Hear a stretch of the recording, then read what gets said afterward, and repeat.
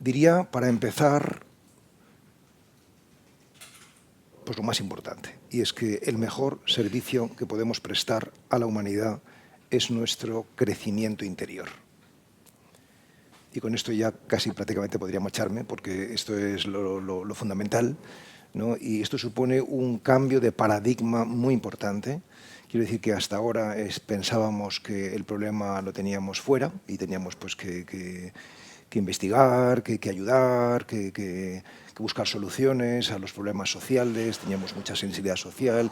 Entonces está muy bien, pero últimamente estamos descubriendo el nuevo paradigma de la realidad, que es el paradigma de la interioridad. Entonces, es decir, nos damos cuenta de que el problema lo tenemos dentro, es decir, que el observador influye en lo observado y que el único fundamento sólido para la paz en el mundo es la paz en cada uno de nuestros corazones, ¿no? Este es el punto de partida, ¿no? Y como ya ha dicho Alfonso en la presentación, pues yo tuve un momento de oscuridad en mi vida, como supongo que muchísimas personas, y esa oscuridad fue una buena noticia, porque la luz no es otra cosa que la oscuridad alumbrada, ¿no? Y por tanto solamente los que han atravesado la oscuridad pues pueden saber qué es la luz, ¿no? Y lo que tengo que decir fundamentalmente es que podemos liberarnos del sufrimiento y podemos caminar hacia la paz. Para ello, para alcanzar esta paz, ¿no?, más allá del sufrimiento, este crecimiento interior, yo planteo lo que llamo la meditación integral. En esta expresión, las dos palabras, meditación e integral, son importantes. La meditación es un ejercicio de silenciamiento interior y de quietud que es muy transformador. Yo no conozco un camino más transformador que este. Lo practico desde hace 20 años, mañana y noche, y creo que este camino es un camino esencialmente espiritual, ¿no? Y este trabajo, este cultivo que llamo meditación, lo califico de integral, porque se trata de integrar en este ejercicio pues lo que el ser humano es, ¿no? Y somos pues una dimensión corporal, lo físico, una dimensión emocional, que seguramente es lo que más nos interesa en este encuentro, las emociones, una dimensión cognitiva, el pensamiento, y una dimensión, por último, estrictamente contemplativa o más espiritual, ¿no?, que es la última parte del trabajo, ¿no? Cada uno de estos trabajos que yo propongo hacer en la práctica meditativa, trabajo físico, emocional, cognitivo, espiritual, tendría una palabra reina, una palabra que apuntaría hacia qué es lo que hemos de hacer, ¿no? En el ámbito corporal, la palabra reina sería, o la clave de comprensión sería, la percepción. Creo que no podemos crecer como personas sin trabajar la percepción corporal, el cuerpo como puerta de entrada. Ya decir esto es una bomba, es una revolución, porque no es lo que nos han enseñado cuando éramos niños, cuando éramos jóvenes, en lo que entrábamos por lo discursivo, por lo imaginativo, pero no por lo corporal. La palabra reina en el trabajo emocional sería la desidentificación. Nosotros tenemos un cuerpo, tenemos una mente, pero somos el alma, somos el yo profundo, si queréis decirlo de esta manera, y este es el yo profundo, es el que debe regir el cuerpo, el que debe regir las emociones, y solamente así seremos capaces de incluirlas y trascenderlas. Y la palabra reina en el trabajo cognitivo sería reprogramación neuronal. Es decir, todo trabajo espiritual es una invitación a pensar de manera diferente, a tener otras categorías diferentes de cara a entender la realidad, a entendernos a nosotros mismos. Con esto quiero decir que si sufrimos es porque pensamos mal, los hechos son neutros, es nuestra interpretación de los mismos lo que nos hace sufrir, ¿no?, o pasarlo mal. Y por último, en el trabajo más estrictamente contemplativo, espiritual, la palabra reina sería autoindagación, ¿eh? Por tanto, vengo con 4 palabras que serían percepción, desidentificación, reprogramación y autoindagación. Y con esto queda servida la conversación. Es una pregunta muy personal y por eso precisamente es interesante, porque yo sostengo que solo lo personal es universal. Es decir, solamente si llegamos al propio corazón, podemos llegar al corazón de muchos. Y bueno, yo tuve un momento de oscuridad en mi vida, no sé si se podría calificar de depresión en sentido psiquiátrico del término, pero supongo que estaría cerca de eso, de falta de sentido. Creo que solamente cuando el suelo se abre bajo nuestros pies y cuando caemos, ¿no? Pues existe la posibilidad de volar, ¿no? O sea, que el precio del vuelo o la condición del vuelo es la posibilidad de la caída, ¿no? Y que cuando caes, pues descubres que puedes volar, ¿no? Y cómo fue para mí salir de esta, bueno, pues de este momento de oscuridad, de este túnel, ¿no? De esta cruz, por decirlo cristianamente, ¿no? Pues yo soy una persona muy disciplinada, de temple, de temperamento y también por formación. Es decir, soy un buen discípulo, como digo también a menudo, sigo disciplina, ¿no? Y tengo dos disciplinas fundamentales. Una es la disciplina de la palabra, que es la escritura, por la que me preguntabas, y otra es la disciplina del silencio, la meditación. Entonces, en ese momento de dificultad, como también en los momentos luminosos, pues me agarré al silencio y a la palabra, ¿no? a la escritura y a la meditación, que para mí son ambos ejercicios espirituales, es decir, que se trata de ir a lo más profundo de uno mismo, ¿no? Es decir, a la raíz, porque si no vamos a la raíz, pues difícilmente podemos sanar, ¿no? Volver a brotar el malestar, la enfermedad, ¿no? Y toda mi vida ha sido un peregrinaje hacia esa raíz, ¿no? ¿En qué sentido escribir y meditar pues dan luz? Bueno, pues es un camino de revelación, es decir, no simplemente de comunicación. Yo no escribo para transmitir algo que ya sepa, sino para descubrirlo, ¿no? Y eso es lo que lo hace interesante, ¿no? Y bueno, pues yo tuve también el apoyo, por supuesto, de Dios, ¿no? Porque soy un hombre que reza todos los días y tuve el apoyo de mis seres queridos, ¿no? que me apoyaron en un momento de dificultad y gracias a eso pues estoy aquí dirigiéndoles la palabra, ¿no?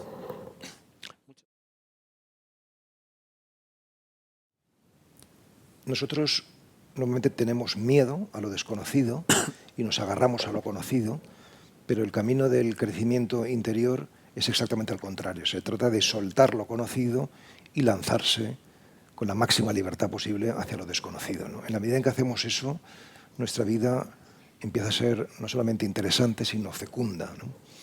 No es fácil, porque normalmente lo conocido nos da seguridad, mientras que lo desconocido pues nos produce temor, ¿no? Pero justamente el camino espiritual, el camino interior, es para generar esa confianza que te hace capaz de ir más allá del temor, ¿no?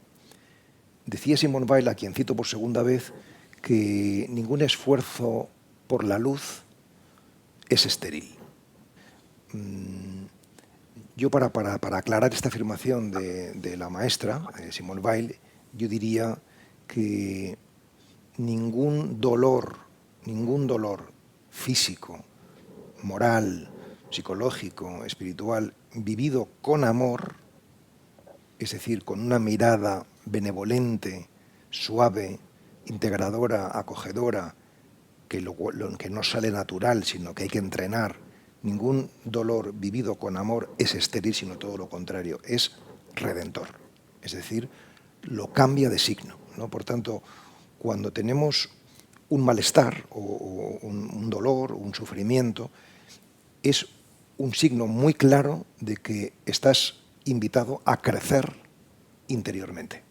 Y por tanto, si la vida te presenta una oportunidad de crecimiento, lo más inteligente es agradecerla.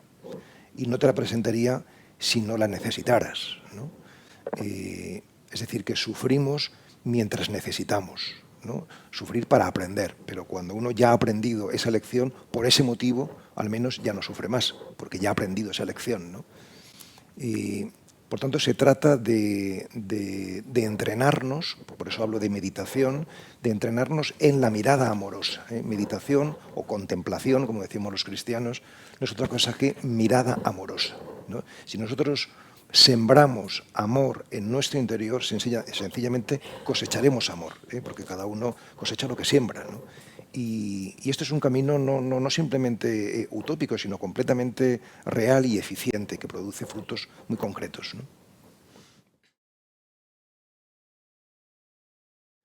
En realidad la práctica que yo recomiendo es la que he anunciado y enunciado al comienzo en la breve exposición que he hecho, ¿no?, de la meditación integral, que supone un trabajo físico, un trabajo emocional, corporal o sea, cognitivo y espiritual. Practicar eso todos los días, es decir, todos los días sentarnos 20 minutos, 25 minutos para hacer ese trabajo que evidentemente no he podido explicar porque si no sería un curso muy largo, ¿no? Pero por decir algo, por responder en concreto, ¿no?, yo diría que una de las razones por las que sufrimos, por las que tenemos oscuridad, es porque tenemos creencias erróneas. Es decir, tenemos una forma de pensar que nos hace sufrir, ¿no? O sea, entonces, ¿qué hacer en concreto? Pues en concreto se trataría, en este campo, por ejemplo, en el mundo cognitivo, pues se trataría de desmontar las creencias erróneas y ir implantando, vamos a decir así, semillas de verdad que nos hagan pensar de manera más ajustada, más certera, ¿no? O sea, ¿por qué sabemos que un pensamiento es verdadero o es ajustado? Pues sencillamente porque produce frutos buenos, ¿no? Igual que un manzano que da manzanas buenas, podemos concluir que es un buen manzano, ¿no? Pues una persona que da frutos buenos, podemos concluir que es una buena persona, que piensa correctamente porque da frutos buenos, ¿no?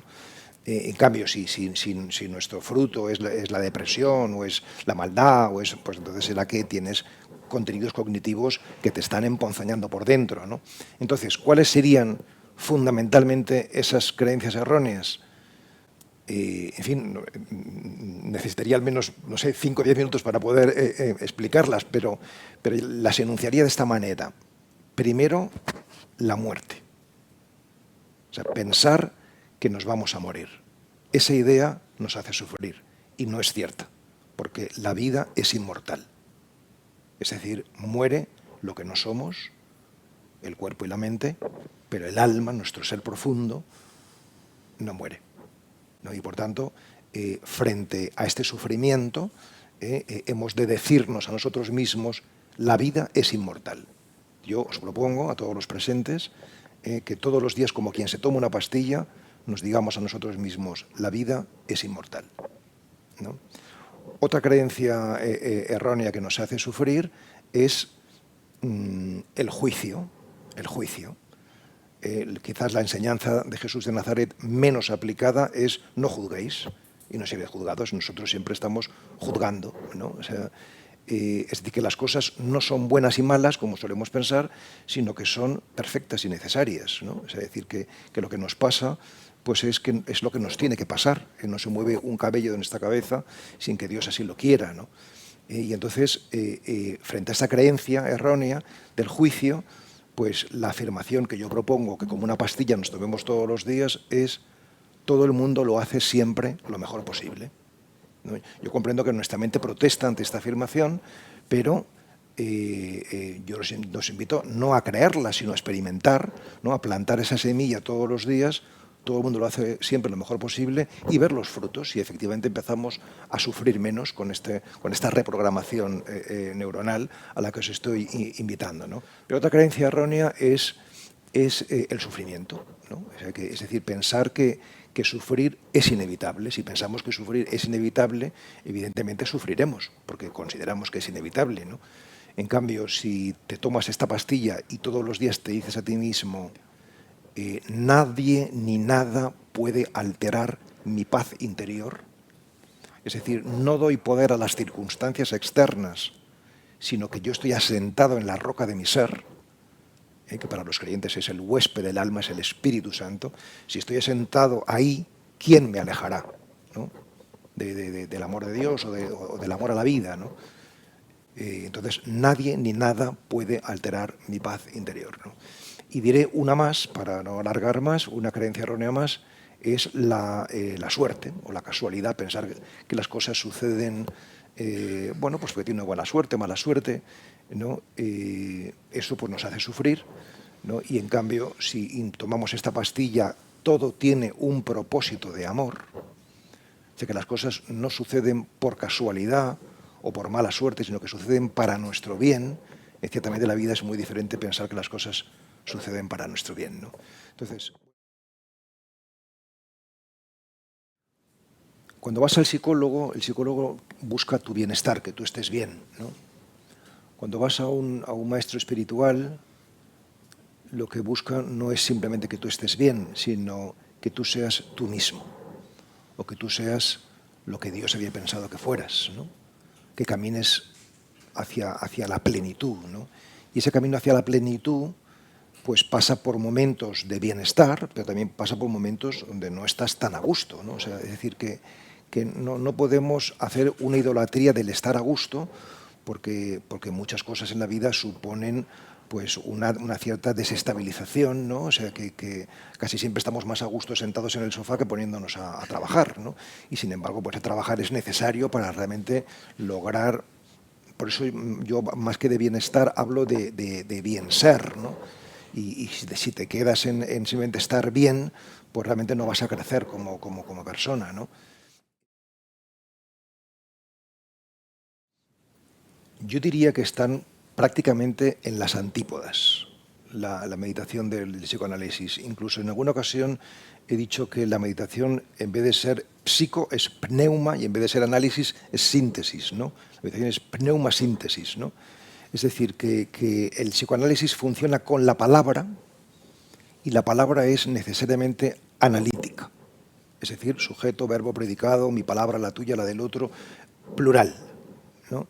Mientras que el silencio es necesariamente sintético, ¿no? Entonces, son formas de sanación complementarias, es decir, que no por hacer un trabajo espiritual dejas de necesitar hacer un trabajo terapéutico, o al revés, pero ciertamente son distintas, ¿no? Es decir, una trabaja el mundo analítico y el mundo de la palabra, y otro el mundo sintético, el mundo del silencio, ¿no? Y las dos son necesarias, ¿no? Pero son espacios también propios y diferentes, ¿no? Esta mañana, antes de venir aquí, he releído el artículo y me he fijado en eso que tú has reseñado, y que quizás hoy, ahora, no lo diría como lo escribí, porque yo quizás hoy diría casi lo contrario. Lo que veo, sobre todo, es amor. No, claro que ves desamor, ¿no? O sea, pero claro que ves egoísmo, ¿no? Pero yo veo mucha más luz que oscuridad en el mundo, ¿no? No creo que sea una visión buenista o una visión ingenua, sino todo lo contrario. Creo que cuanto más luz tenemos en nuestro interior, más nuestra visión es más ajustada a la realidad, porque el mundo fundamentalmente es bueno, está bien hecho. O sea, nosotros fundamentalmente, incluso la gente más destruida moral y psicológicamente, somos buenos, ¿no? O sea, decir que incluso lo podríamos decir metafóricamente, ¿no? Las nubes pasan, pero el cielo permanece. Es decir, lo oscuro no nos define, lo oscuro cambia, se va, ¿no? Mientras que lo luminoso permanece. Dicho cristianamente, somos hijos de Dios. Esto es nuestra identidad más radical, y todo lo demás viene después y por tanto es añadido, ¿no? O sea, entonces,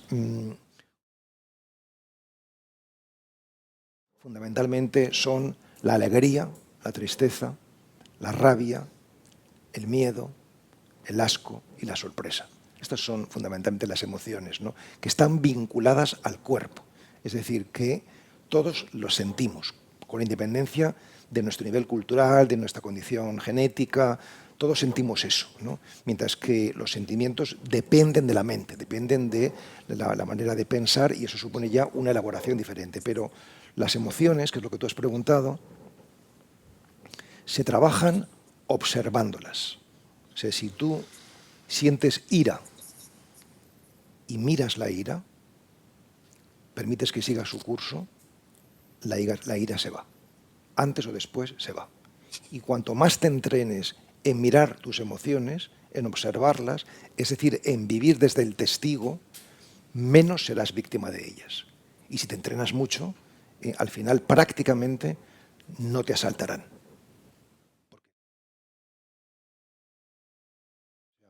Tú sabes que has superado algo cuando lo agradeces. O sea, si tú, por ejemplo, has tenido un cáncer y llega un momento donde dices, te doy gracias, Señor, porque esto me ha ayudado a tal otra cosa. Es decir, que solamente superamos algo cuando comprendemos, o sea, es la comprensión espiritual lo que hace que lo que en un momento determinado nos pareció malo, oscuro, con el tiempo nos parezca perfecto y necesario. Qué bonita pregunta, me encanta, porque nace de un lugar muy auténtico, ¿no? Muy bonito. Pues francamente, no me da miedo. O sea, decir, no quiero sonar presuntuoso, pero realmente puedo afirmar que no tengo hoy por hoy ningún miedo de nada.